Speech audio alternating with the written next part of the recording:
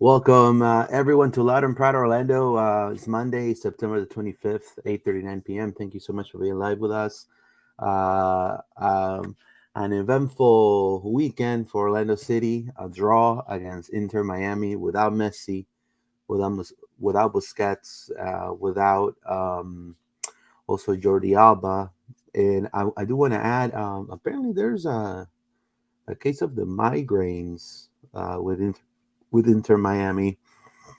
Reports from Fort Lauderdale essentially saying that Busquets didn't play due to a migraine, last minute migraine, unfortunately. But either way, I mean, Orlando had all the chances to put this game away. I mean, in the first half, essentially at least three or four chances, just plain view.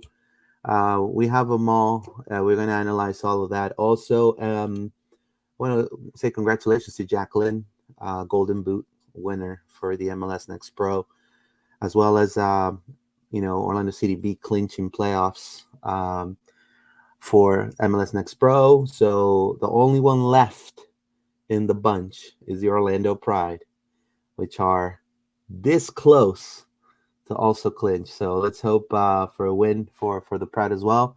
We're going to be taking all your comments.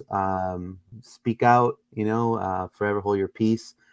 I will have to say, before I give him the mic to Paola and John, the 12th man was a huge factor against this Inter Miami squad.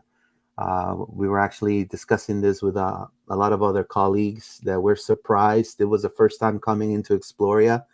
They were surprised not only with the turnout, with a famous, I think, rapper nearby, but also surprised of how loud it was. Um, I mean, you could definitely hear absolutely everything it was being said. So it was a fantastic atmosphere. One of the best tifos I think we've seen in a long time for Orlando. So we'll dive in and all of that. Drop us a comment, drop us a like, subscribe to the channel, click on the notification bell, and thank you so much for your support. Paola, how are you? How did you live this draw against Inter Miami? I survived. I had a bunch of Miami fans, and I have an annoyed Miami fan behind me. Ugh, but I survived. Happy to be back as usual with you guys. And I mean, a split point. It could be a three. I could be happier, but we didn't lose. It's fine. We move on. There's a bunch of positivity in the future. So it was it is what it is, right? But we're here. I'm happy. So let's get this episode started.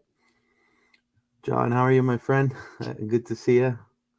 I'm good, man. I mean, yeah, would have been I'd be better if we got the win, But it was one of those days like we weren't clinical, It reminded me of us earlier in the season where we're creating chances, just couldn't put it away.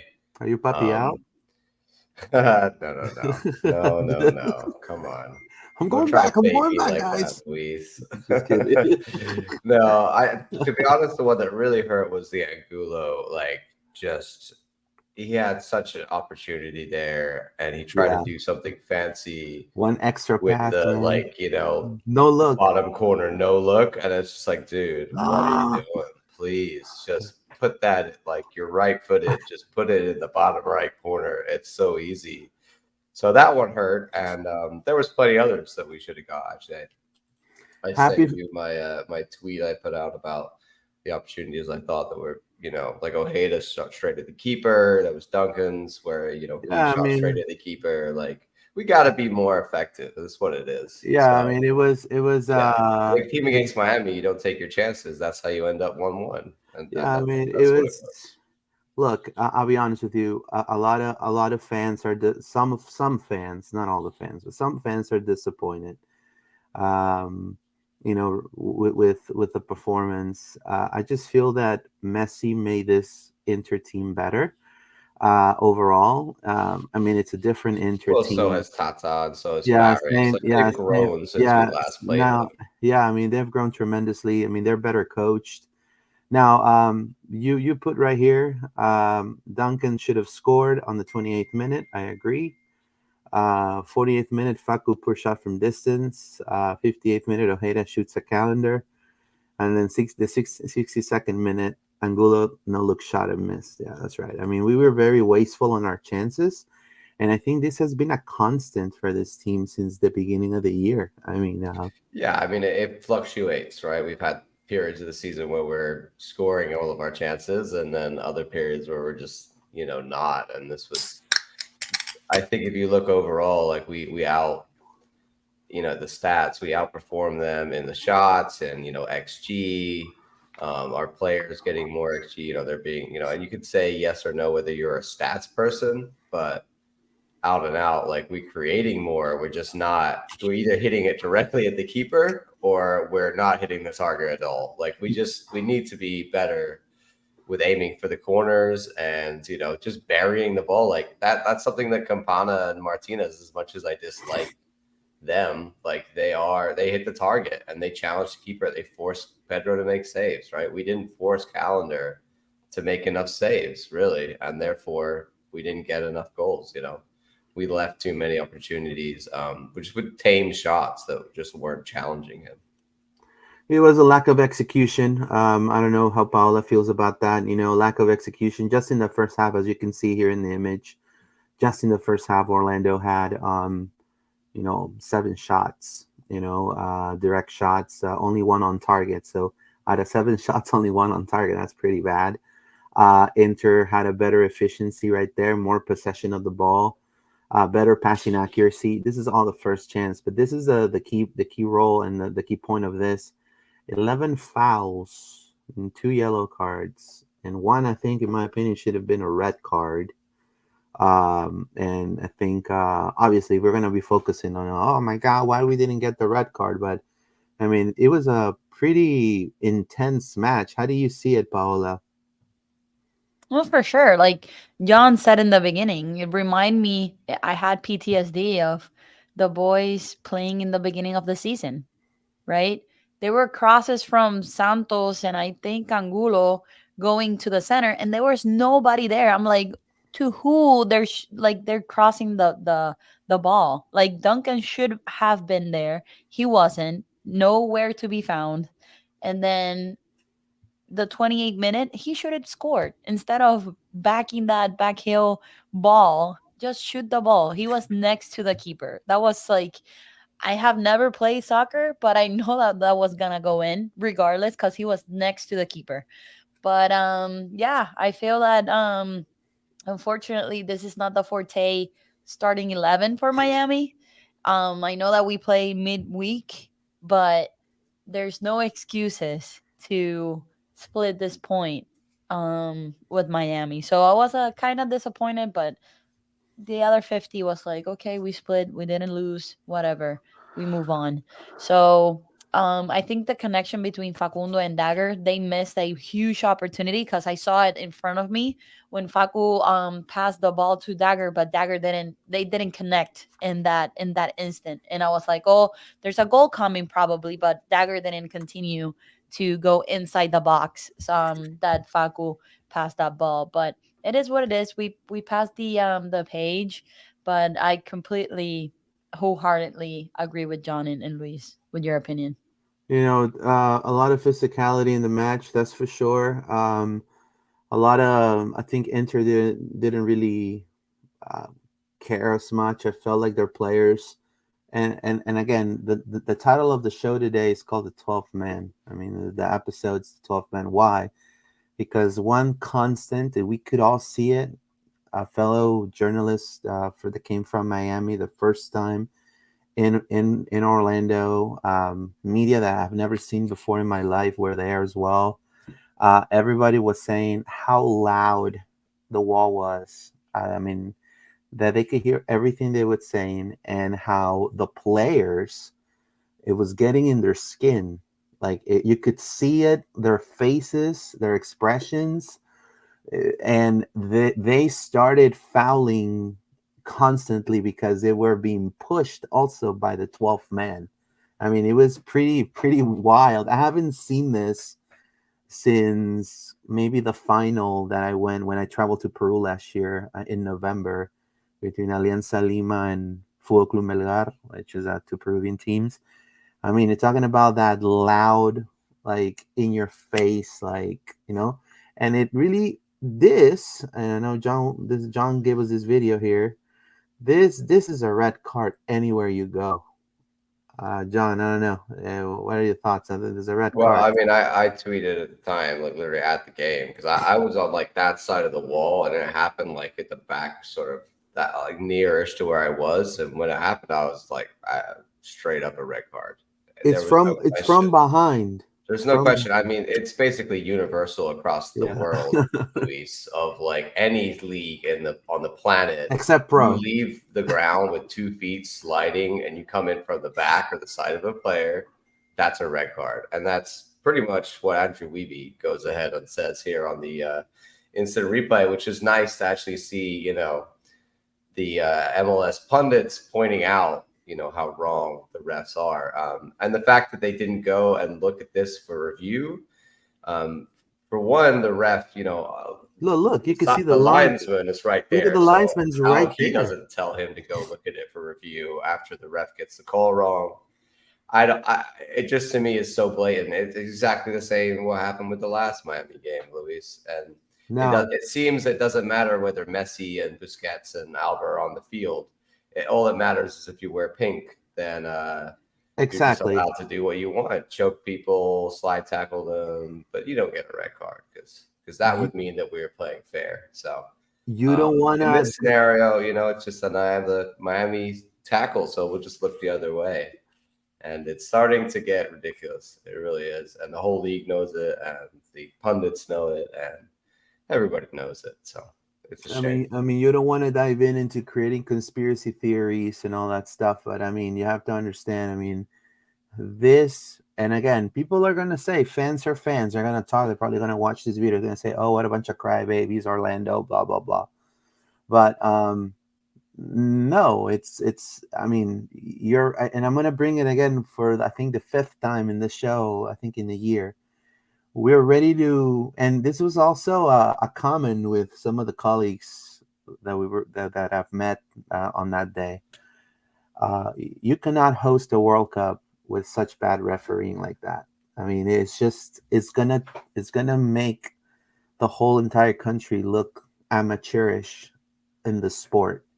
So you could be the greatest at American football, and the Dolphins can score 70 points in a game, but this is soccer, this is football, and honestly, like you cannot host a World Cup with the back end stuff being ran like it's nothing. Like you cannot have a linesman. I mean, this linesman should have like at least like tell the referee, hey, dude, I just saw it. Like this is a red card, and it was again. You want to dive in like that's a straight red. Like if his leg would have, I mean, that could have like seriously injured uh, Mauricio. Pereira, yeah. Look how his leg is flexing right there. You see, like, I mean, and that kid should know better. That Ruiz kid, he should know better. That should have been a straight red, and that I was thought it also was I thought it was number 3. I got confused with my players. That's how many different fouls were going on, and like you said, there no was a double I yellow thought that that it was was the Avilés obviously who center did back. that. ignored. The The center ref back, was pointing out like, "Oh, look, you did 5 fouls, but no card." Like exactly. it was just ridiculous. Yeah. So I mean, you want to make sure that we're holding ourselves, making sure that we're truly start treating our league. I think the league deserves better, and if I mean, pros for years we chanted the ref belongs on OBT, but OBT, now it really does feel a little bit like the ref should belong on OBT. For exactly. real. Right. Oh, what were your thoughts regarding that, Paola, when you were there in the first? I thought that that was Avilés, not Ruiz. I was confused too, like John. Like Yeah, that one, he was fouling all over the place. He only played the first half, but since when the sideline ref always say something? They look confused, even to call an outside call. They're always looking at the main ref to call an outside or to call the ball for the other team. So I don't know. I don't know why they exist. That's the It's real like they're question. scared Why they to exist? inform the ref that something he got was wrong. Like in other leagues, the assistant linesman like is supposed to Exactly. be there to be like, "Hey, you missed And he's something." clearly looking at them. Look at Yeah, go look, back. look, Go right there, back. right there. He's like looking Look, at it, like it's like, oh well, I I would think penal like I will have a penalty for him. Like you're not doing your job. Here you go. Boom. Of a penalty fee or something like that. I don't I know. mean, I think they should be fine. I think the ref should be fine for this. Like, if the refereeing board has integrity, they do. They assess the referees after the game. If you're assessing after the game and you're the advisor to the ref for this match, surely you can't agree that he got this correct. There has to be like repercussions for these guys. And we don't, I don't like sitting here talking about the refs being terrible every week, but it's just the truth. And it's always affecting the game. It's always becoming part of the game. The refs shouldn't be discussed this much, but we have to talk about them because they make such horrible calls all the time. yeah, I mean, also, Facu Torres. I mean, I will have to say the level of play. I mean, he deserved the goal. I mean, he was everywhere. I mean, if you have to see, if you have to say who was the toughest opponent this Inter Miami squad has faced, in my opinion, it was Facu Torres yesterday. I mean, he was everywhere and they couldn't stop him. There was a couple of plays that he was just getting literally he was suffering the load of fouls that he was getting. He was fouled like 3 or 4 times. Like, it was so hard for him, but in the end, I'm sure he came out like super bruised. But I mean, these are that's how hard they were playing, those guys. And the ref, I felt like they just allowed for them to play really dirty. And uh, let's read some comments real quick before we go into the good stuff about the game. Joshua Tall. At first, I want to say I'm happy we did not lose on my birthday on Sunday. Oh, happy birthday! I thought we were going to win when we kept getting chances to score another goal. I'm just glad we didn't lose. Thank you, Joshua. Happy birthday. Hopefully, you had a fantastic day. Also, awesome that awesome tifo. Pedro Galeses saved us so many times and came up very clutch when we needed to. Yeah, that's true. Hello, LPO. Good to have seen Alex and Paola. This is Mark Rodriguez. How you doing, Mark? Good to see you, my friend. It says when I was waiting to walk into the COP shot. No, when I was waiting to walk into the COP, shouted at the Inter Miami fans to go to the away side and not to be on the OC side. It was very interesting that he did that. Oh, the cop was The shouting cop, yeah, the cop. to the Inter Miami fans. Well, I mean, maybe hablaban español probably. Well, I And, mean, yeah, there was extra security to make sure people Let's weren't going in the I wall, which mean, was nice to uh, see. There was people being turned away in their Miami jerseys and put in other I sections, and was they were giving out purple T-shirts for the wall for anybody who wasn't in purple. no, not only that, Paola, but I mean, you must have feel bad for people that pay $2,000 for a ticket and not I didn't see. feel bad. I didn't feel bad at all. Not at all. I mean, I it's don't know. hilarious. I don't know if John noticed. But I don't know, Luis, when you got into the stadium, there was a bunch of people selling Messi jersey, but from Wish, not the original Oh, of jersey. course. Not the original. I fell in a concert. I'm like, what is this? You know, when outside the concert they're Outside, selling, yes, yeah, yes. yeah, shirts or whatever. I'm like, what is this? And Mm, people were buying them. I'm like, I didn't ask how much they were, probably cause like $40, the custom 10, and they make $30 or profit. five, cause Yeah, you would see like the logo was like this, Some like a janky coin. knockoff jerseys. of course. It I was says, like, really no, I mean, it crazy. is it is crazy. I mean, I saw people, I saw couples, the girl wearing Orlando City and the guy wearing a Messi shirt. I Oh would, yeah, I saw that a bunch I of times. saw, and one thing I'm gonna say is kudos to the fans because there was like really no issues. They behaved. I mean, we definitely said. I mean, and I'm gonna say communications was an amazing job with the whole bandwagon cam. That was That was amazing. amazing. I laughed I so hard. That was the best thing, and it was it definitely kudos to them, man. I mean, honestly, I mean, it was no issues. The tifo was beautiful. We'll have pictures of that. But there is some more comments. Anthony Solis, if we're able to convert our chances in the next couple of games, I think Orlando will make a deep run. I do agree. I mean, if we would have scored two out of those 4 or 5 chances that John tweeted and that I mentioned also, like we would have not been talking. We would have been all smiles. You know, we would have already said, Papi, where are you going to sign your renewal? You know what I mean? So, Josh Fatal, I was very relieved that we were able to stay second place for this last week, but we really need to win the next game. Yeah. Sebastian, Orlando's much better. Thank you so much. GoldTube TV, that was a red card, fams. Says Luke Manock. One thing that was disappointing was that we didn't kick towards the wall in the second half. I don't know the rules in the MLS when it comes to which way you kick or who gets the ball first. Do you know? I think John Do knows you know? this answer. I mean, I think it's a coin flip still, right? Yeah, They yeah. do I it. think it's the Do coin they do flip. it on Yeah. the field? I never I've looked never for seen that, the but I coin think flip. they used to do it on the center circle. They now might do it in like the tunnel while they're waiting to come out or something. But traditionally, it's a coin flip, or yeah, and then you pick which way you want to go if you win the coin flip, like for the first half. Luis But asked that question in I'd the have to next look in press box. the MLS rules. Every league, I guess, might do it differently, but that's how most leagues have done it for many years. Yeah, so it should just be a random, but it did seem like for a long time there we consistently shot towards, away from the wall in the second half. So I was like, okay, are we just winning the coin flip every time, or is there a way that you can choose? I don't know. I'd have to do a little bit more research on that one. It's something I myself have been wondered about a few times.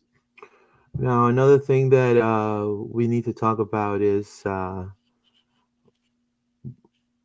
Oscar Pereja subbing out the double pivot in the first, subbing out Cesar Araujo. So we lost the double pivot in the second half, and I got really scared. To be honest with you, I was like, "Come on, man!" And then you saw Martin coming in, and I was like, "Golly!"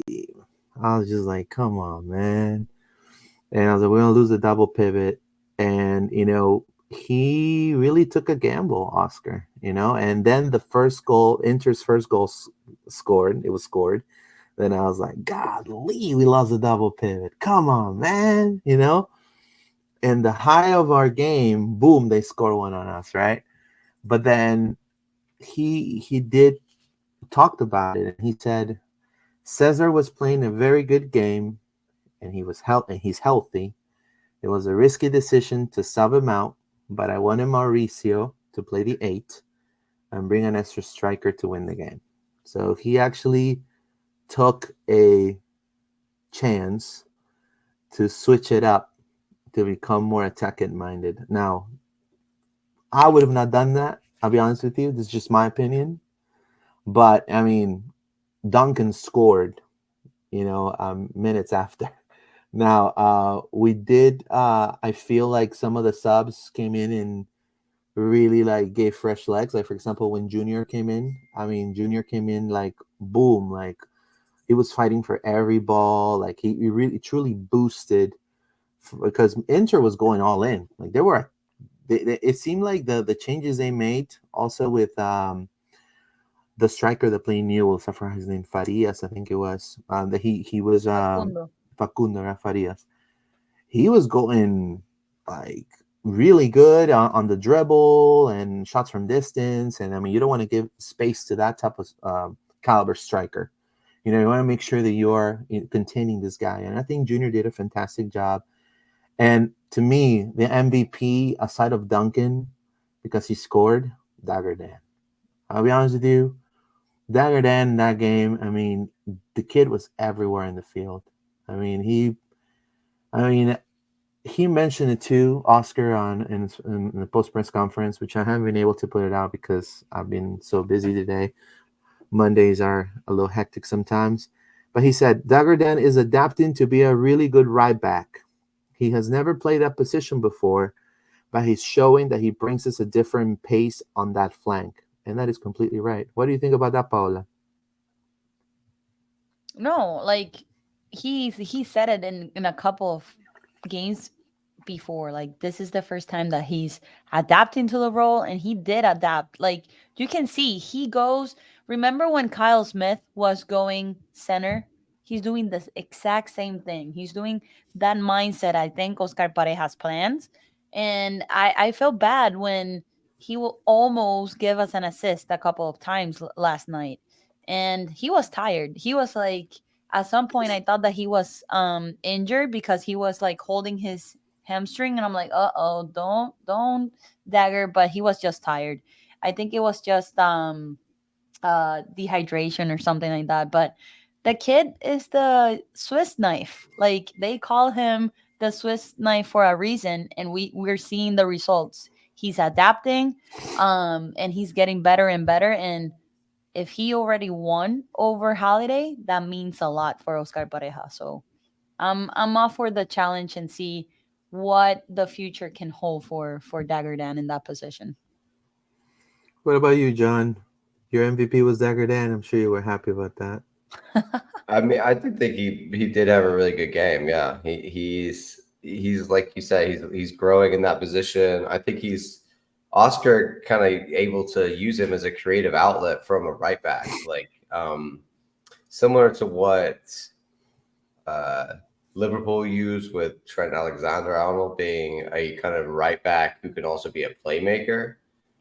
That's something we've seen from Dagger. Like he's roaming forward with the ball, dribbling, trying to find the pass, or just trying to create problems. Often the guys in front of him are marked, right? So if he runs forward, they're able to run off their markers and draw. He might draw a man and then lay a ball off, or he might go up the wing or go through the middle. Like he's able to adapt from that right back role, and I think he's just going to keep growing there. I think Mikey is going to continue to come on as a sub, but uh, maybe Dagger had a couple meh games in defense recently, but this game he looked really really good. So I'm glad to see that from him, and I hope that he continues to be our starting right back because I think he's earned it.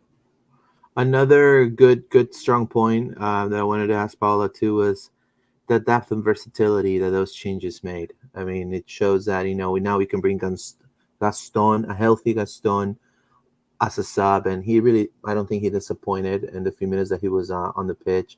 You can bring Martin Ojeda, obviously a very expensive sub, but honestly, like at least he was shooting the ball, trying to, he had one with the left foot that almost went in that Calendar saved. Um, and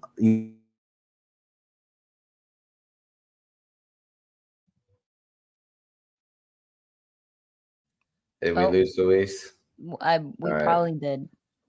We've got more comments to read. Anthony Solis, are we going to lose Janssen next match from yellow card accumulation? Paula, do you want to think about that That's one? that's a I yes. think That's with a a yes. definitely yes. That's a yes. Also, Unfortunately, Schlegel. Isn't Schlegel up there as well now? Because he's been let me racking look. them up. I can look right now. Yeah, that is for sure happening. But we, and I say this very with a big asterisk, maybe Antonio just might be back, So I thought that he was perhaps, gonna be in the bench for this game and then prepare him for the yeah, Montreal. he didn't seem to be getting any minutes at all. I thought maybe we would bring him on, but I guess we're trying to seek a win, and he wasn't even on the bench, like you said. So Or probably they were saving him because this was like a big physical match, it might not have to been, bring him in. yeah, it might be a little bit too far for him right now, but So he did Schlegel start has training. We know four that, so he's yellow training. cards. So So Schlegel's got a Schlegel couple is in the more. hot seat with those four yellow cards. Yeah, and I'm sure Wilder's up there, and I'm sure Cesar's up there as well. So Wilder is on fifth, so if he got another yellow, I think it's another suspension, right? I It's up to thi- six if we after can that get them to fifth. like hold out for these last few games and then be all suspended for the Toronto game, that would be terrible. That would be We terrible. need to kind of be stagger our suspensions that are going to happen. What do you Um, think about Martin Ojeda's performance for this match? I think he was better. I think he kind of playing left wing when he came on when we moved to like They were switching. or they were Yeah, switching him and they were Faku, but him switching. and Faku were mainly the wingers. Paco was Sorry, more no, in he the was in the middle. 10 at times I saw as well Exactly. once Mm-hmm. Mauricio came off. So, he's versatile. I think he makes us really dangerous from a set piece, and that's why I like having him on the field in a lot of ways. Like he puts in such a good ball. We didn't really get that many in this game, but when he does is able to do that, I think he's blending more into the team. I was gonna But say that. Yeah. there is opportunities there, like with that goal I mentioned. Sorry, the chance that I mentioned where he was, right in front of the keeper and he shot it directly at Calendar. Like he's got such a great curling effort on him. He's got to take a little bit more time in front of goal. You know what I mean? I think he I think he rushes. gets desperate Yeah, to shoot the ball his and eyes score. light up and he goes, Uh "I huh. can hit this." It's like, God, yes, this is my shot, and blue. He I agree. blows it. Yeah, so that was annoying, but I think overall he's getting more and more time. I think Angulo is potentially on the hot seat to be dropped after that performance. I mean, I know Oscar loves him, and I know he's defensively does a lot of work for us, but I think there's so many chances that go begging from Angulo. He creates all these opportunities, but then he just can't finish To any of them, who? or Yeah, he doesn't give the pass that he should give, or he doesn't make the shot. And that last one was just so killer with the no look shot. That terrible, was like, terrible. and he puts his hand over his eyes. I'm like, why do you Yeah. make it so hard on yourself, buddy? Why didn't you just, finish that like an easy finish? So I think sometimes he needs to compose himself as well. I think both him and Ojeda struggle from that they get forward and they get an opportunity and they just tend to rush or panic or not make the right decision. Their decision making Hmm. is not the best. Unlike Faku, who often makes the right decision, or Duncan, who has very good decision making. I think Luis is back. Are you back, Luis, with us? Oh, he's down. I was gonna ask you, did you agree with Oscar Parejas waiting so long to sub players? I thought that he was gonna sub Angulo even before the shot. I was saying you need to get him out because he was not performing well. Even Duncan, for me, in my opinion, before his goal, I was like, we need Ramiro. Like he looked tired. He was trying to get to the ball, and then they were crossing the ball, and he was not there. I'm like, let's up down Angulo and Duncan. And then right after, I was like writing into our chat, I'm like, they need to sub Duncan. Oh, erase. And he scored that goal. And I was like, no, he's not gonna take him out because he just scored, obviously. But do you agree of waiting so long for the subs instead of going in the 55th minute or the 65 minute? I think because he brought off Cesar at the halftime, he thinks like, "Oh, I made a change already," and then he wants to let things cook, right? So he has the Yeah, first half with the team he starts with, always. Like Oscar never makes anything in the first half, and many managers wouldn't. But then halftime, he makes that bold decision and says, "I'm going to go more attacking, drop Mauricio back to the 8." For me, I never understand that. I think Mauricio the last 2 or 3 games has really struggled. I think he's not looked good. I don't think he's connecting his passes. He's looking slow again. I think putting him back at the 8, yes, and he said he wants to put him there to connect the midfield to the attack. And he is the best passer, but right now he's not in the best passing form. exactly. He's not in So the best form. I was like Luis. I was like, why would you take the double pivot away? If you want to change that situation, bring Ojeda in, let him try and play the 10. Because Hmm. Ojeda is now learning how to do that. And like arguably what you were talking about with the subs, again, I'm thinking Enrique should have been coming on earlier. But perhaps Even maybe, Gaston had a little chance, but yeah. he did it too. And with against NYCSC, he almost scored too in that little time frame that he was subbed in. So I agree. I was like, why?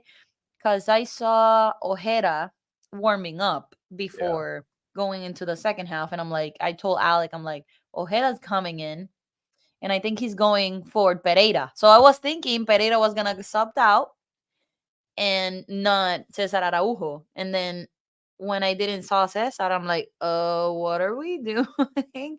And Cesar was super pissed. You saw him walking out of the tunnel with a hoodie on, like he didn't want to be bothered. I'm like, I'm walking to the bench. I don't want to be talked to. I don't want to talk to anybody. And it's understandable because he was having a good game, not a bad game. And at the same time, I understand Oscar Pareja's plan, but I don't know. Like Luis said, it was a gamble. So thank God we didn't got more score. Yeah, I mean, I'm glad he went more attacking. I think that's what we want to see, right? We don't. That's the new Oscar. We don't want to see him try to sit back. Or, I mean, we can win 1-0, especially after they scored it. But he planned that obviously before their goal, so he was going more attacking when the game state was 0-0, and that's what we want to see. I just don't want to see Mauricio at the 8. Like I don't think he's having a good game at 10 right now. So I don't want to see him back there where he's having to also do defensive responsibilities. I get that he's got a really nice long range pass on him, but if we want to have him back there, then let's play like a 4-3-3, and put Wilder, in front of, like, next to him, and Cesar in the hole behind. We'll have to see, but I think arguably this is not our best lineup, the one that we started with now. I would like to see Enrique in that starting lineup. I would like to see Duncan with Enrique in the starting lineup. Perhaps drop Angulo, maybe drop Mauricio, start Ojeda in the 10, start Enrique on the left wing, start Facco on the right wing, and start Duncan. Like, that's a lot of firepower. That's our guys most likely to score a goal. Like, Mauricio and Angulo don't look likely to score a goal right now. And if you're looking they look tired for clinical finishing ability, Enrique and Ojeda sitting on the bench are better finishers than Angulo and Mauricio. So I think if Ojeda I see his intricate passing, like on the goal for Duncan. Look at that. Like, so he can do that. If he just learns, he's doing that from like a right wing or left wing inside position. He just needs to learn to do that down the middle of the field, and then he could be our central attacking mid and do the Mauricio role, I think, better than Mauricio. And maybe that's the plan going forward. I don't know. But arguably, I would like to see Enrique gets a minute at the start on that left wing, I think, instead of Angulo now. I think he's done enough, and Angulo is not really doing it for us. I think he's just tired. I think he just need a little bit of change. And let's read that comment really quickly. Luis, do you wanna read it? You back with us? Yeah, I don't know if you guys can hear me, but yep. I'm on my LTE right now, so it's kind of spotty. Thank you, Verizon. You had a storm. Won't put him on blast, but Luke Manock, Nabi Kimbungunchi is a very decent and solid defending. I agree, and he has goal. He has on set pieces. He's really good, and I think he should have a chance. Also, Abdi Salim. You're talking about an OCV team. I mean, just those players that came in after Orlando's goal. I think those. I mean, that could play out in certain situations, right? I think we have the depth, and I think we showed it. It's just the effectiveness of the players was not up to par. I mean, you got to finish those plays. If you don't, I mean, look, I'm very hopeful for a playoff run, but I feel like we need to definitely score those goals for us to definitely push through. I don't know. What are your thoughts regarding that? Yeah, I mean, we got to be clinical. That's it. Like, you're not going to win, and that's why I put at the bottom of that tweet, you're not going to win MLS Cup unless you take your chances in a game like that. And that was a weaker Miami. If we face them again in the playoffs, they're going to have Messi and Busquets and Alba. So we have to take our chances. That's just it. And that's the difference, at least, between a team that wins stuff and a team that doesn't win stuff. And a month ago, we were doing that. We seem to hit a bit of a lull, a bit of a dip, I would say. But I'm not like super excited about it, but I'm not very worried either, because I don't think the form we had was going to be able to carry on through the rest of the season. Like we talked about this, and all the way through the playoffs. So at some point, performances were going to maybe get a little rocky, right? Maybe we're going to see the same consistency. And that's when Oscar now needs to talk to the guys, figure out what's going on, figure out how to get them, back in shooting ways, right? Back in scoring ways again, where we're winning games 3-1 because we're just overpowering teams and taking our chances. And that was it with New York, right? New York, we couldn't make chances because of the field, and that cost us, and we were defensively poor. This game, we held out pretty well defensively, I think, overall. I will say Pedro perhaps, maybe could catch a ball one or times instead of always palming it away. He kind of pushed it back into the zone on that save, when you might say I'm being harsh, but personally, I think he could have grabbed that one. But overall, we're doing pretty well still defensively. We just need to find our shooting boots again, right? We need to be able to put the ball in the back of the net consistently without, leaving all these chances on the table. I mean, Pereira No, is. Oh, sorry. Martin Ojeda is no, go ahead. the number one assist right now for the team. He's tied with Mauricio, but he has 9. So I would start him for the next match and sit down Pereira. I don't know if you agree with that.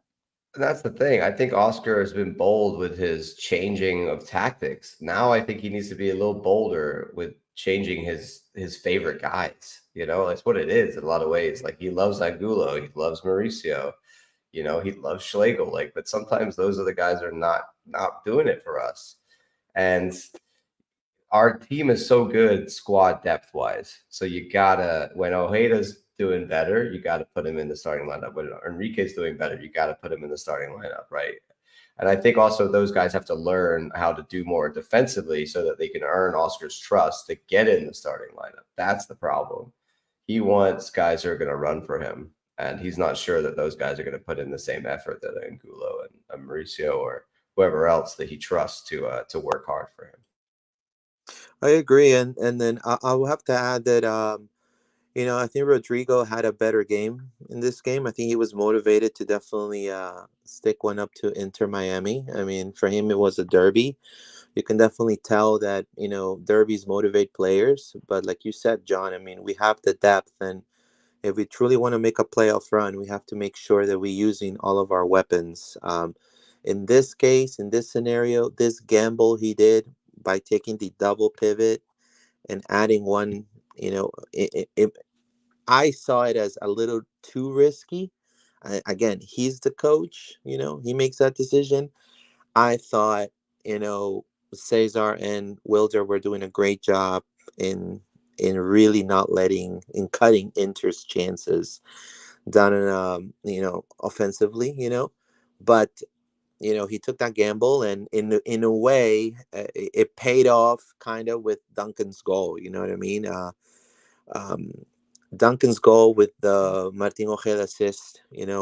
I'm so happy that Duncan's able to dust that rust off and is able to definitely now look forward into scoring more goals for Orlando City, because we're definitely going to need them. And also, I mean, why not? You got the Golden Boot winner for the for the MLS Next Pro. Like, give him a chance. You know what I mean? Would you always say also that instead of bringing Mauricio back to the 8, like he said, he wanted to connect the midfield to the attack. I would say you should have brought off Mauricio and brought on like Junior to play the 10. Yeah, I was gonna say that. Yeah. If it's not working with one guy, I don't think you need to change the whole system. Like you said, I would have left the double pivots on and changed the 10, because I know I'm sometimes bag on Mauricio all the time, but the last few games he's not been great, and he's not doing what he should be doing, is linking the attack from the forwards to the midfield, and that's why Oscar changed the formation. But maybe he just needed to sub out the player. I agree. But like we said, he likes Yeah, Mauricio, so I don't think he's going to there he is. drop him. Would you drop him, Luis? Honestly, sorry, I didn't hear that part. What was you said? The would last you drop part? Mauricio or Angulo? Like we were just For I talking while mean, you were out about perhaps uh, potentially, Ojeda and Enrique should be starting. yeah, I mean, there's gonna be games that you're gonna have to do this. You can't. I mean, Mauricio and Ivan are not gonna give you that same. You gotta know based on your opponent who are you going to start. I felt like this was a game for Ivan because you had somebody like DeAndre Yedlin, and he drove Yedlin crazy. So I feel like you need that type of player, speedster next to Yedlin, because Yedlin also likes to run back and forth.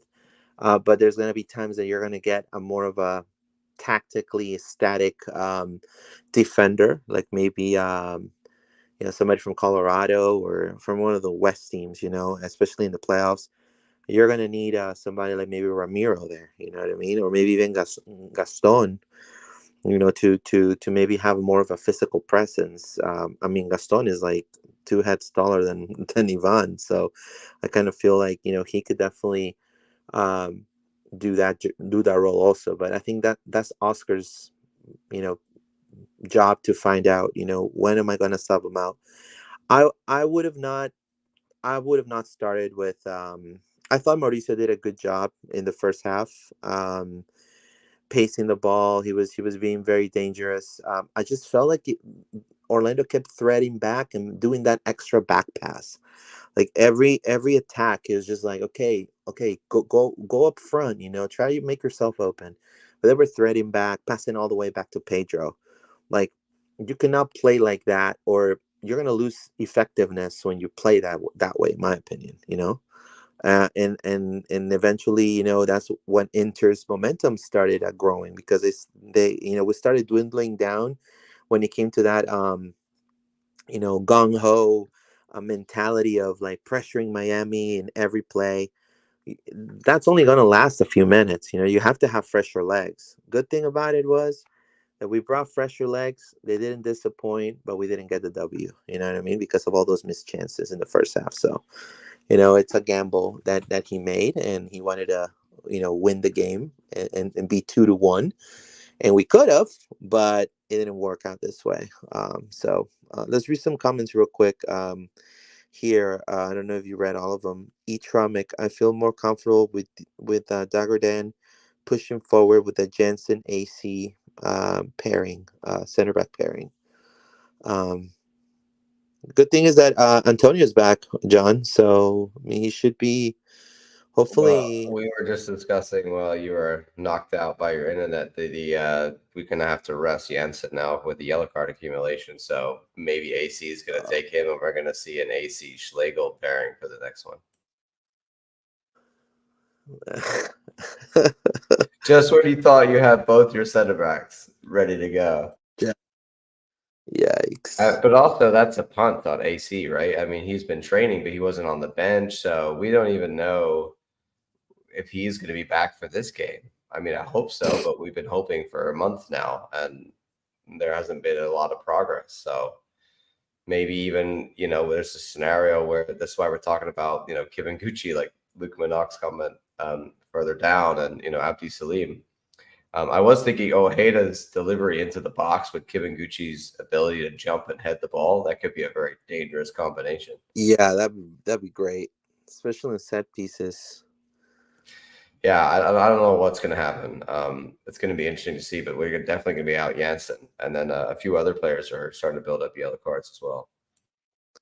I want to give everyone my apologies for my internet being so bad. There was a storm nearby where I live, and apparently knocked out. There was lightning that came close to where I live, so I probably knocked it out. Right now, I'm with my data, so when I'm on my phone, I'm not able to share uh, share my screen. So my apologies if we're not able to share my screen, but we can definitely still do our starting 11 for this weekend coming up against Montreal, which is now a must-win game for Orlando City, especially at home. Uh, I mean, we're facing one of the worst teams in the East, so I mean, we should beat Montreal, right, John? All right, Paula. Yeah, I can do the I can share my screen if you want, and we can do the lineup. Sure, yeah. Yeah, sure. There you go. Yeah, I mean, if we don't beat Montreal, Luis, I'll be really upset. Like Yeah, Miami was a tougher of game. Like course. we should have beaten them. That's the annoying thing. We could have and should have That's beaten them. the yeah. New York was we just completely slipped up on that one.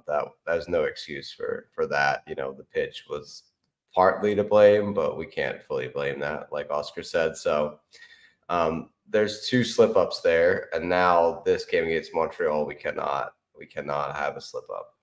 Yeah, we cannot have a slip up against It's not Montreal. possible. I mean, they're in eighth. They're really pushing. Like, there's quite a big gap between them and Nashville in seventh. Like they're on 37 points. Nashville are on 44 points. Oh So yeah.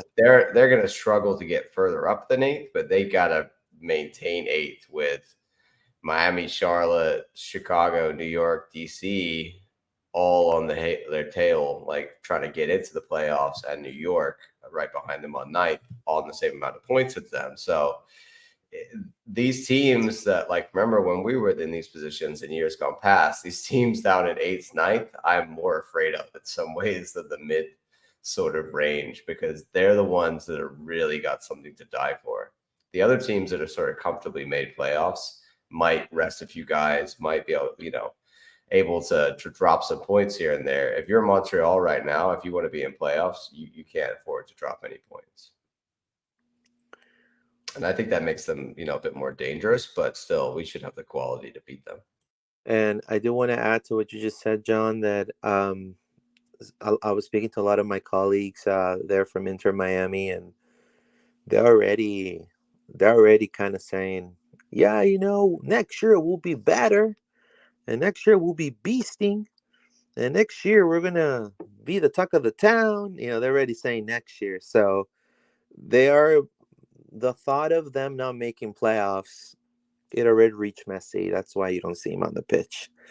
They're gonna be content with this U.S. Open Cup final, and then after that, I kept asking people, a couple of my colleagues, so is Houston any good? They were telling me.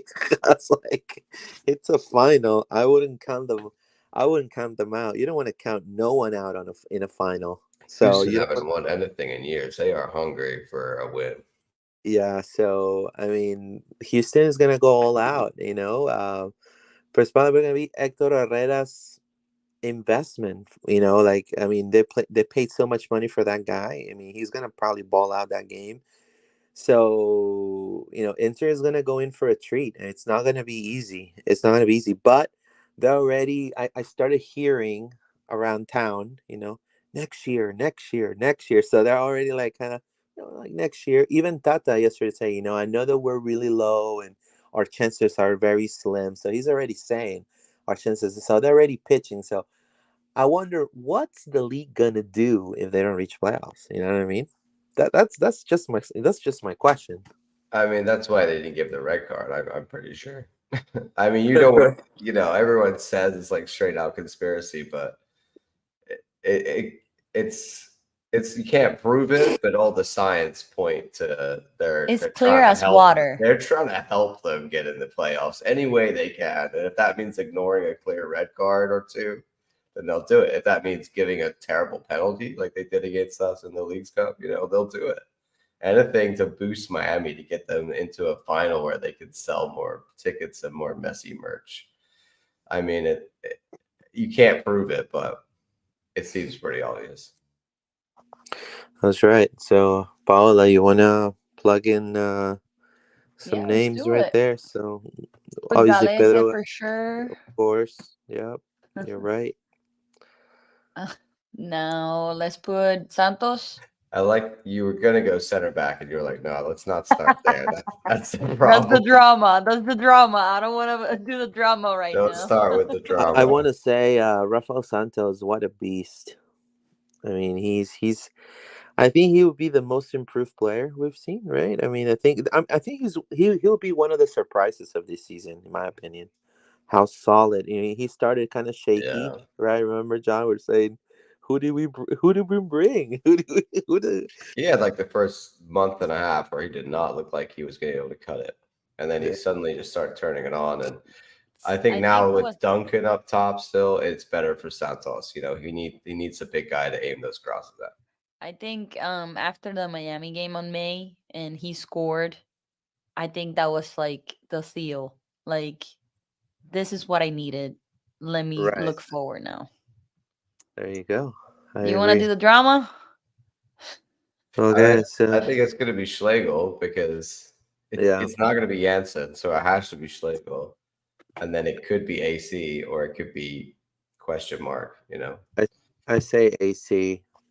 AC. I think they'll just be like, well, you're fit enough, and we got to play somebody. And Oscar doesn't seem to want to put in Salim or Kibanguchi.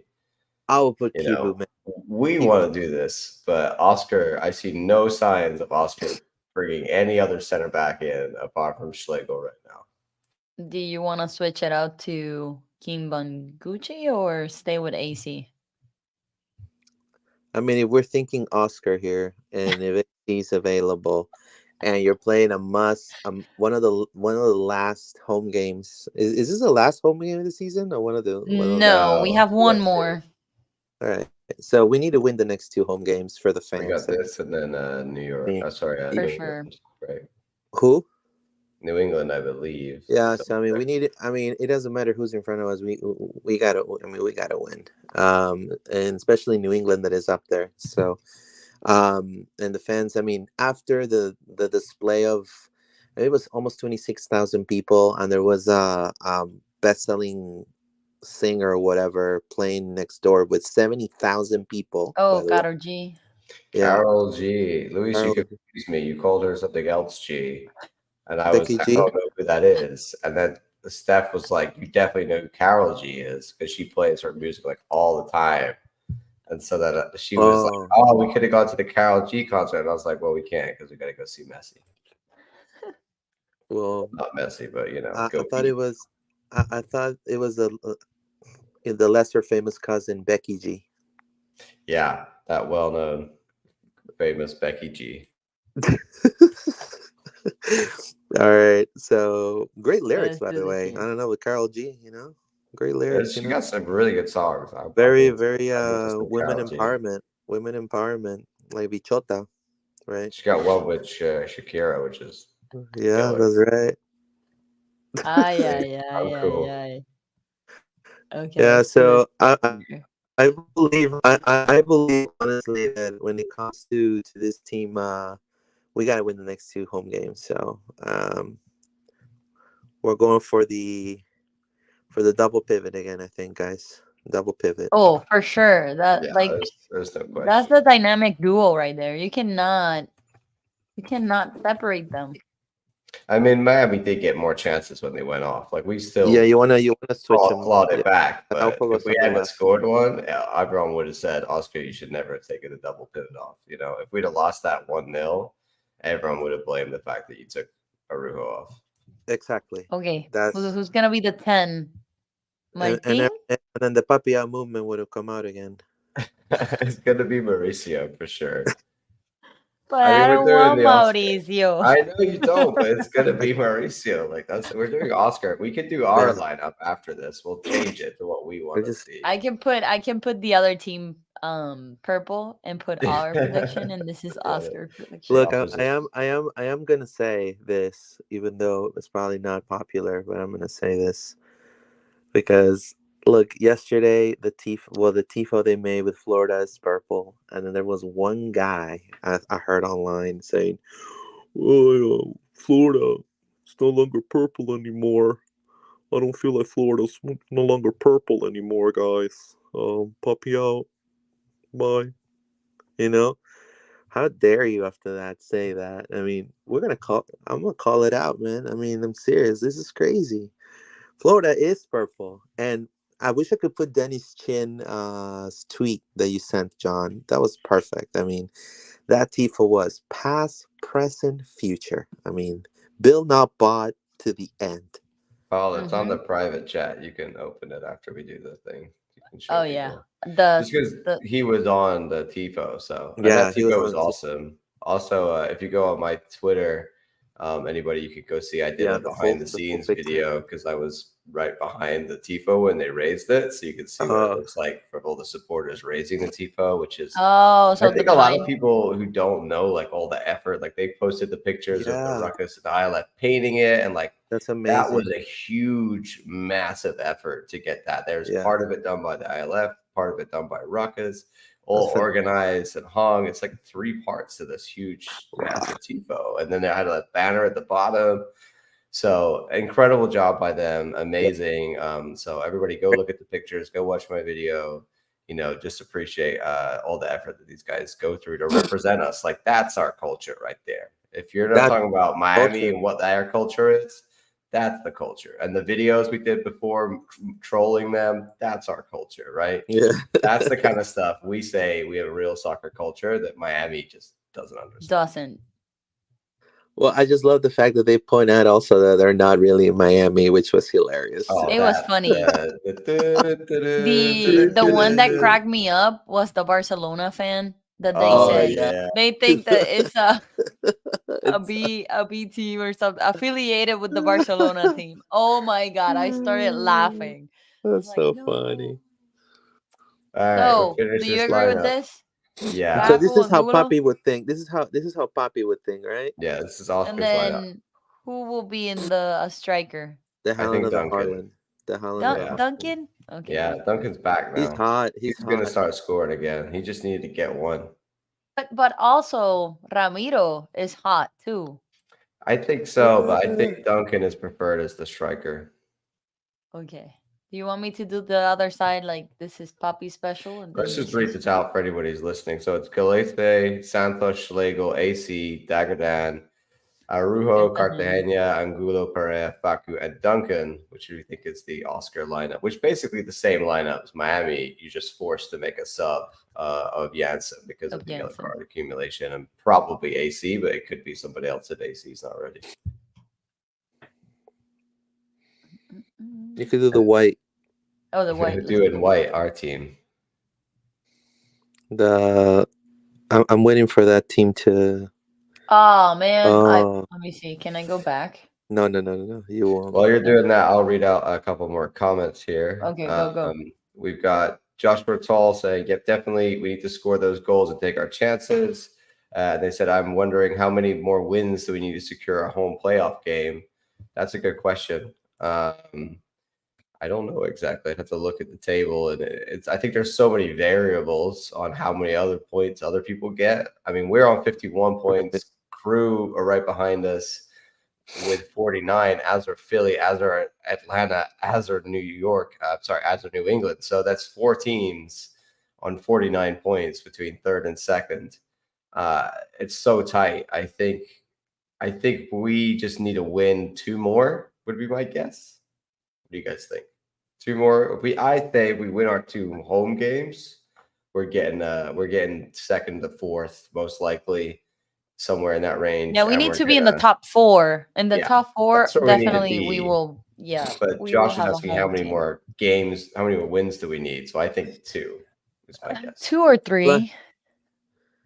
I It all mean, depends on the our, like you said, Columbus. That is like right there next to us.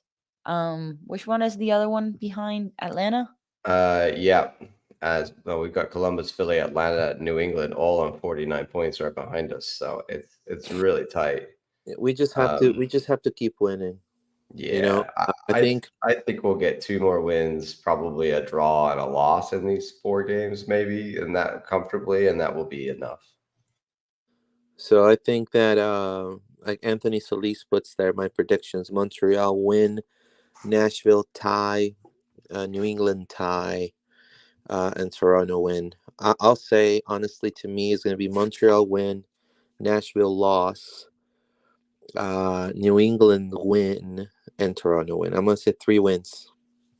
Nashville in a strange spot. They're in seventh. They're 5 points behind New England in sixth, and then they're 7 points ahead of Montreal. They're kind of just they can't. It would be hard for them to gain on a higher up, and it's going to be hard for them to drop too much lower. So it'll be interesting to see that away game.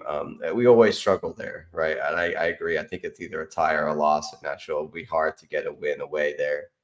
Definitely a win against Montreal. I can see that happening. New England, another home game. I'd hope that we'd have enough about us to get a win there. But again, they're fighting for playoffs to get into the top four, and Toronto has to be a win. There's no question there. And if it isn't, then this question should be asked because everybody's beating Toronto right now. Next Yeah, it's season, really wicked. Yeah. next season, one of the teams that's gonna be probably dismantled is Toronto, New England. I also see Nashville. Also, a lot of players leaving. So, I mean, we have a huge chance, guys, to keep our core and get better players. I mean, with the sale of Kara, in a way, if we make a deep run, if that could definitely benefit us. I mean, we could get two DPs, and keep Urso, keep everyone pretty much almost, right? John, you were gonna say Yeah, and something? they might add another DP. I mean, it's all. I think Will be there's going to be more interesting. changes for sure. I think the defense needs a bit of an overhaul. Last time we Oh, kind of they did the attack and the midfield. We need to do a bit of focus on overhauling our defense. yep. And doing the New our England's going lineup. to be an interesting game because obviously everything that happened with Bruce Arena, and now they're just under a caretaker manager, so they're kind of in a not really sure what they're doing Yeah, phase and sort of free falling. So but they have um, good players. They have the they Dijon. still have good players. They could figure it out. I think Toronto and Montreal should be 6 points, right? So if we get 6 points, that's putting us up to 57. If everybody else gets 6 points, we're still up in second. So we just need to maintain consistent enough form. Like Anthony Solis has 2 wins and 2 draws. If we get that, that's plenty of points, and I'll be really happy. I think we can afford to lose another game even and still make it in that top four. And then Oscar said, I am moving forward. We're playing every game with the intensity you've seen, and the physicality against Inter. So we treated. He mentioned and implied that that game against Inter was the beginning of them playing in playoff mode moving forward. So all these games coming up, Montreal, Nashville, New England, Toronto, he's gonna treat them as getting ready to playoffs because he clinched already. So it really doesn't. I mean, I would love to go into the playoffs in hot form. That's why I'm happy me to too. dip now. Like Me if we too. go in, with a win against New England and a win against Toronto, that's where we want to be. Like going in with 2 wins in our back, In looking our for a back. third, a fourth, a fifth, a sixth. Like Oscar's a great cup guy. Yeah. We just got to treat these last few games like it's the beginning of the cup, and then we're going to roll right into that with better form. So that's why I'm not mad about the situation right now. We're going to always have a downturn. Better now than in the playoffs. And we got the other starting 11, the one that we're gonna do. All right. So I just Two center back. entered. I just entered the ones that That I was know that we're gonna start, but I didn't enter the two center backs and going forward. So Luis, what what do do you you think, think? Luis? Hebrew or Salim? Because I think it's still going to be Schlegel. Like even if we want to, we're I not going to go. put I Salim and go. I Kibu in go. there. I go. Kibu. Kibu time. It's Kibu time. Is Kivu time? I mean, did we still have him called up? Or did they send him back down again?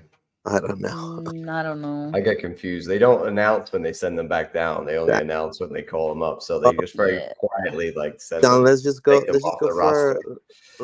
I mean, we can go for Salim. That's fine. I mean, No, I think they'll if they need him, they'll call him back up again. It's an option. I think yeah, Kibu would be a better. He's more physical. I think he's of got the course. size for MLS. Which and I like I said, the thought of an Ojeda delivery to a Kibu jumping, leaping header like he does for OCB that excites me. Is this how you spell his last name? Yeah, I you mean, can. you're close. I'm not You can I'm just not put gonna beat you Kibu. over it. That's a hard You one. can just put Kibu. Kibu, just go for it as a nickname. Kibunguchi. Kibunguchi. Okay. Um Yeah, don't take away the double pivot. No, That's just my that's opinion. No, let's stay. dynamic duo right there. We I cannot think split them up. Luis Ojeda should play the 10. Me too. I think for this game that we need to definitely see at least Orlando be up 3 or 4 nil in this game. I think we should give um you know A Pereira. chance.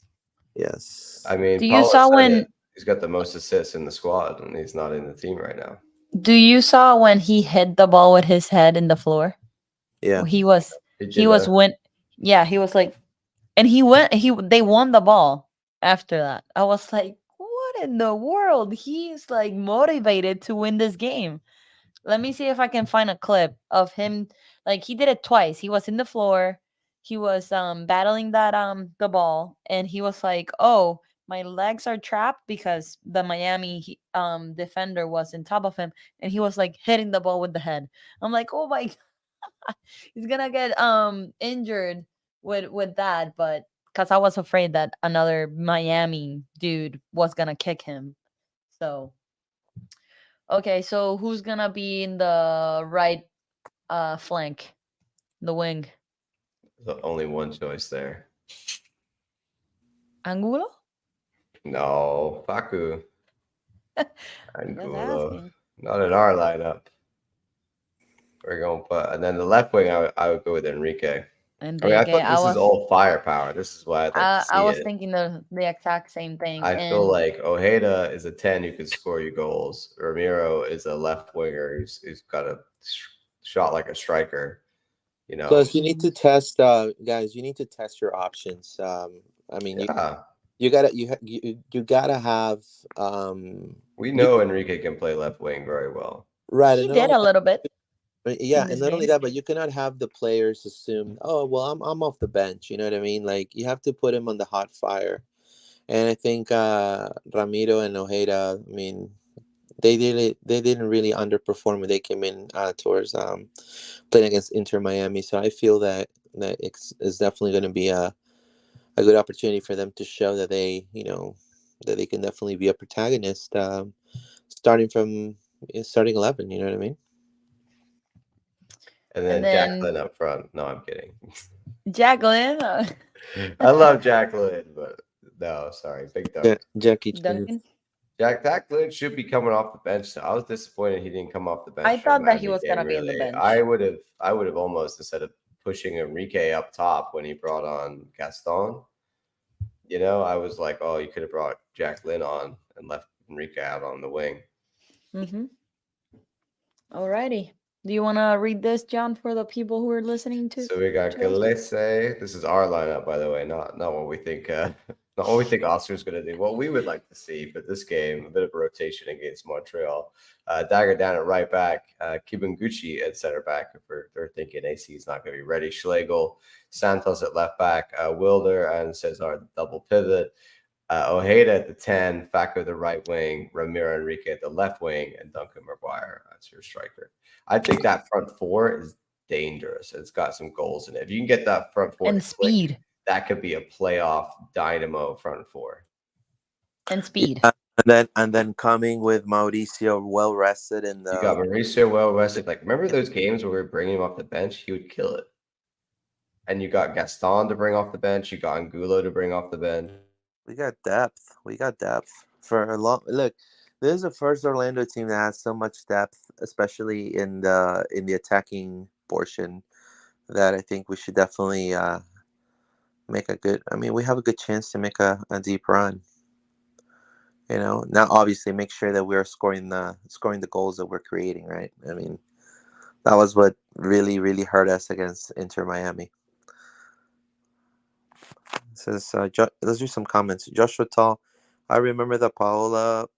Oh, I remember the Paola when he did that, and I was very shocked he did that. I don't know. Yeah, I was talking about Ojeda kicking the ball with his. Well, he didn't kick it. He was hitting the ball with his head like twice in the floor. Oh wow, Joshua Tall, that's a great mentality to go into these games with playoff mode. Yeah, that's what Oscar wants. They wants to treat every single game moving forward. They're gonna be probably trying to go into playoff mode. And we're getting everybody healthy. That's a good thing. AC being back, and you have weapons now. Even Mikey Holiday, I think with his speed, I wish I would have seen a little bit more of him, but Dagger killed it in that game. I would have not stopped him out. I will leave him there 90 minutes. But there you go. Anything else you guys want to add before we go? We just want to talk quickly about OCB's final game that they won 2-1 against FC Cincinnati 2, and obviously they were already in the playoffs, but that meant that they ended up fifth. Shaq Mohammed got a goal, and Jacqueline got another one, and like you mentioned, Luis, Golden Boot again. Is that 2 years in a row, right? He played last year for sure. Or am I imagining yet? Jacqueline won it last year, right? He was a runner-up, if I'm not mistaken. He was up there. Okay. So this year he's won it with was it 16 goals? So incredible achievement for Jack. Well done. The boys, now go into playoffs versus. I don't think they've announced it yet. Luis, have you seen any information on this? When it comes format, I got to do some research on what the MLS Next Pro playoff format looks like. I'm sure it's different because the league is different. So the first round matchups are to be determined. They're going to be pick your opponent feature. Is what it says. I'm going to read it. So it says, the 2023 MLS Next Pro regular season came to a close Sunday with a drama-filled decision day, right? So Orlando's fifth in the Eastern Conference. So you have Crown Legacy first with 66 points, New England Revolution 2 with 56, Columbus with 54, New York Red Bulls with 51, Orlando with 46, Chicago with 43, and Philly Union 2 with 42. It says, resulting in the final seeding for the 2023 MLS Next Pro playoffs and setting the stage for the new pick your opponent selection process to determine the matchups for the opening round conference quarterfinals. So the number one overall seed was determined on decision day with Colorado Rapids 2 edging out Crown Legacy on goal differential. The two clubs enter the final day of the regular season with identical records. Blah, blah, blah, blah. So it says the number one seeds in the Eastern Conferences, Crown Legacy and Colorado Rapids, respectively, will receive the first round bye and automatically advance to the conference semifinals. Ready for that. The number 2 and 3 seeds in each conference will choose their opponents from the 4 to 7 seeds that host that team in the conference quarterfinals. So who gets first pick then? Second gets first pick? I think that's how it works, right? So if you're second, you get to pick first from. So that's for us, New England, to get to pick first from. What was it, Luis? 4th to 7th? Yeah, 4th to 7th. So they pick us if they're in New England. Yeah, they could pick. So we don't get to pick. We're gonna be picked most likely. Yeah, we're gonna be picked. Okay. Yeah. So crazy playoffs. I love it. Pick your opponent. Yeah. Who'd have thought? It's like Hunger Games. Right? This is like, who do I want to face? I mean, I'll be interested to see if we get picked, if people think we're a weak opponent or not. Crown Legacy are by far and away the best team. They're 10 points ahead of New England too. So they're already through on they get a bye, right? You said Luis is the top team. Yeah. Them in Colorado. Yeah, they get a bye. So it's going to be interesting. New England and Columbus, I guess, get to pick their opponent because they're in second and third, and they get to choose from us four teams in 4th to 7th. New York Red Bulls 2, OCB, Chicago Fire 2, and Philadelphia Union 2. So I guess then the other two teams play each other that don't get picked. I assume. Yeah, I don't know. It says here, the number 2 and number 3 seeds in each conference will choose their opponent from the 4 to 7 in the conference quarterfinals. Following the second and third selections, the remaining 2 teams in each conference will be slated to face each other, with the higher seed hosting. With a higher seed, so if it's So if If it's Chicago and we Philadelphia, Chicago or Philly, then we will host. Whew, that was yeah. complicated to figure out. Okay. Yeah, I mean, I'm, I think it's going to be awesome to see them in the playoffs. We'll have to see. I would love to go to a game if we get a home playoff game. So I will hopefully, go. it'll be I interesting to see think if we get picked Charlotte. or not, right? Like, I guess that team, whether they think we're good or not, I guess you pick the team you don't want to play. So if nobody picks us, that means everybody doesn't want to play us. I'm sure New England's gonna pick Philly, and probably I mean, it would Columbus is make gonna. sense. I think they're gonna pick the last two. I think it's gonna be us in New York battling. I think if I was New England or Columbus, I'd be looking at my head-to-heads earlier in the season. Who did I beat already? Right. And picking that. So we'll have to look back and do some research to see how we fared against those two teams and whether they think they can beat us. And I believe Charlotte FC should definitely take have the Crown Legacy play the rest of the MLS season. Kate told me they have a 16-year-old who's worth $3 million or something insane. That's why they're so good. I don't know. They've got some youth kid that they've spent real money on. Well, they should put him in the first team because they truly. Well, I need think him in the that's first their team. idea. They're getting him in really young. That then he's going to be like an incredible star at 18 kind of guy. But spending that much money on a youth player we sell them for that. We're trying to sell guys for 2 or 3 million, not buy them for 2 or 3 million. But anyway, And then in Colorado Rapids too, we have also a former Lion, Zachary Campagnolo. He's now the new keeper for Colorado Rapids too. So has he been starting for them? I think he's been playing. He's having some games, but I don't know if it's very cool. All right. Well, there's no Pride games. There's nothing to talk about there. They play next on October 2nd against Pedro was part of the team of the week. Angel City. Yes, I was surprised, Pedro and Galese not was part because of the week. performance. It's just MLS, right? Like we are the most hated team by MLS. So I was surprised when I saw Pedro Galese in the team of the week. I was like, finally, they, award him by being in the team of the week. So congratulations. Subliminally, they're saying, "Well, you won just because of Pedro against my Inter. Don't mess with my Inter." I mean, there's maybe a little bit of that going on. It does seem strange. It's the only week they put Pedro. It's the week that look, he did so well against Miami.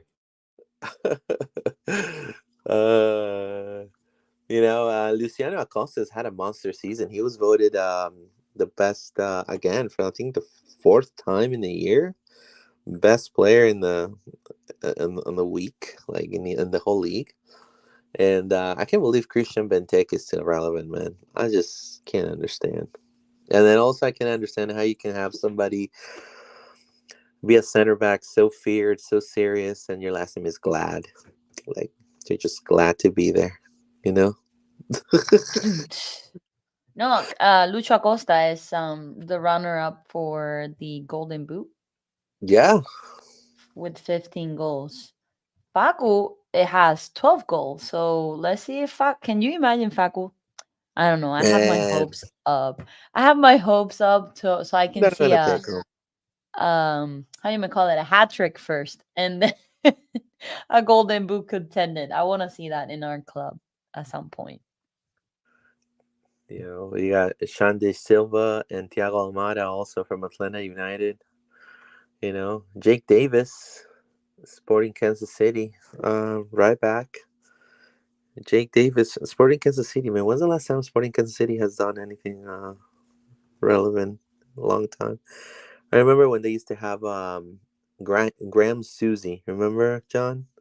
Oh, they still have Graham Susie. They still have way. Oh yeah, they still play Graham Susie sometimes. He plays as a right back. He's been a right back for like 5 years. The guy can't run anymore. What? Yeah.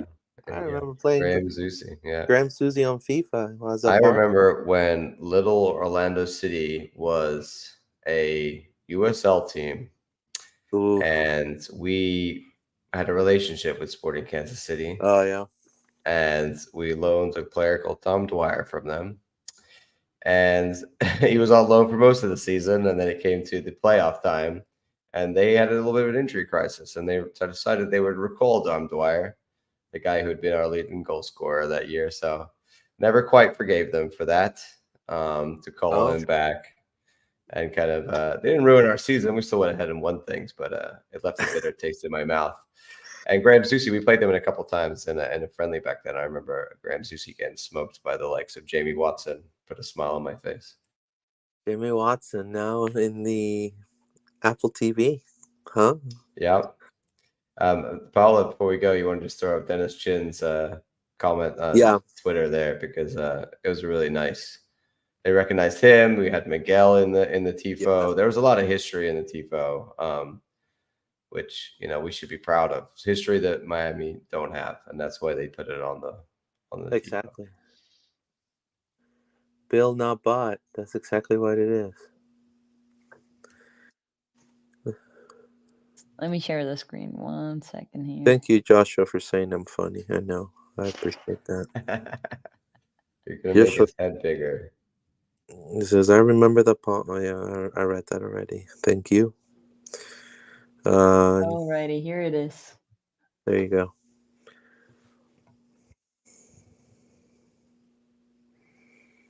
Oh, wait.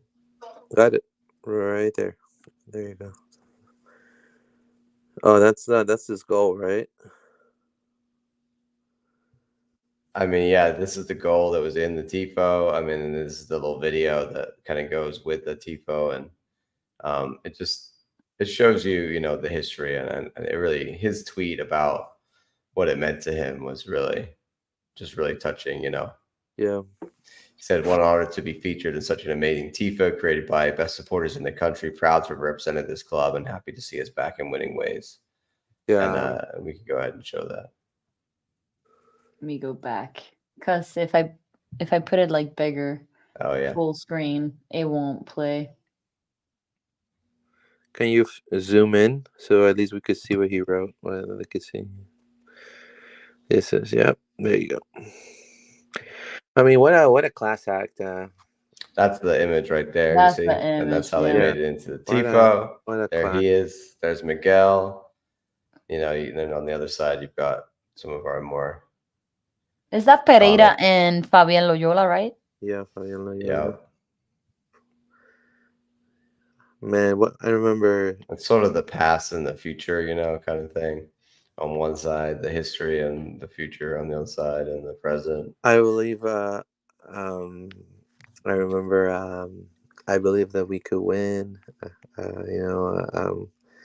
That chant when Orlando used to play in at Disney World of Sports. They should do a retro jersey, for a day, and sell it. People are gonna buy it. To Adidas. Hey, Adidas. It has to be by Adidas now. It wasn't Adidas before, so yeah, it was Lotto. I mean, call Lotto. Do I don't know what 100 of them and sell them. Oh man, those will go. Man, I will probably buy one. What is it? I will probably fight someone. I never bought a jersey from that era. And I kind of regret it. No. Well, it's going to be 10 years of MLS team coming up. Yeah. Ooh, that's a teaser. John, do you know something that we don't know? I don't know anything. All I know is I ask people, and they tell me 10 years is coming up. Well, you have a hint. Tells me something's coming up. Something's coming up. There you go. So that's what I know.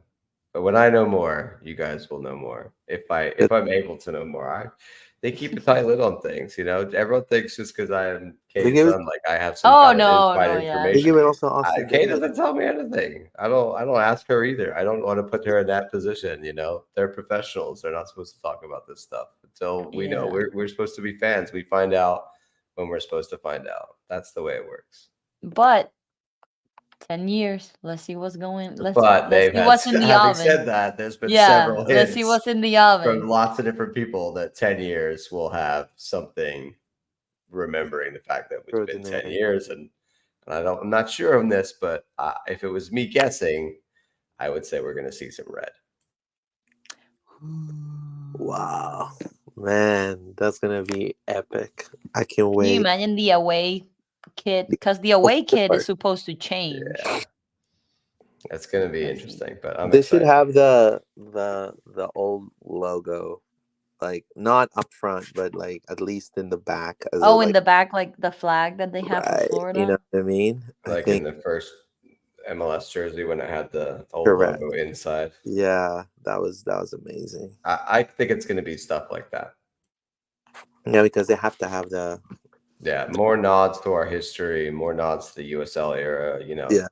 Just sort of tying back to our our legacy as a club. What would Inter have? Like Miami FC? Like Miami FC has more of a soccer culture than They're Inter. probably going to change their like established date to 2023 and just forget they ever had anything before Messi arrived. That's probably what they want to do. They want to erase their Yeah, Wow, they want that's to history. erase their they want to be like Neville who I don't know who that No, yeah. was or what you're talking about. I have no idea what who was that French DM Matuidi, was it Matuidi? I don't remember. They just I want to don't forget remember that that. whole era before Messi arrived, I'm sure. yeah. It's a Sitch Taylor. Alrighty. We are tie game last night. Let's win this Saturday for a win post game playoffs. Thank you, Sitch. Appreciate that. Turn on your camera, Lewis. Like, thank you, Sitch. Unfortunately, there was a lightning that struck outside my street, and it turned off the internet for. I'm on with my data right now, so I'm just winging it right now. So thank you for you guys for your patience. But anything else you want to add, John, before we go? No, I just everybody follow me on Twitter if you want to see my comments and my posts on the team and my opinions. Excited for another home game on Saturday. We don't have to wait long, and I'll see you all there. What about you, Paola? Same here, same here. Hopefully this week a new episode of Tiro de Esquina is coming up. I know that we haven't done anything for the last 3 weeks, but we have been busy, but we're back. So hopefully this week a new episode will upload to our channel. So and support the boys. Saturday, home game. Let's go. We were 25,500 something, 62 like Yeah, in last almost 26,000. game. Yeah. So, hey, let's go support the boys. That's We believe it or not, we're a key player into the opposite team. So, keep it up. Let's support the boys. Man, every wall. that's Yep. right. Man every wall. Let's Oscar said it also, keep supporting the boys. I mean, they're gonna making the last push for treat every game as a playoff game. So let's definitely do that. Subscribe to the channel, click on the notification bell for notifications, drop us a thumbs up. It will help us a lot. Subscribe to the channel. We're also on Twitter as LP_podcast, Facebook as Loud and Proud Orlando, as well as Instagram as LP_podcast. The pictures and the video and all of that will be uploaded once I have my internet back. So I appreciate everyone's patience for that. And I will say it, Parlez-vous français? I don't know how to say it. Joyeux Orlando. Vamos, Orlando. Vamos, Vamos, Orlando. Orlando. I can't believe I just spoke French. All right, let me close it before we go. See you guys.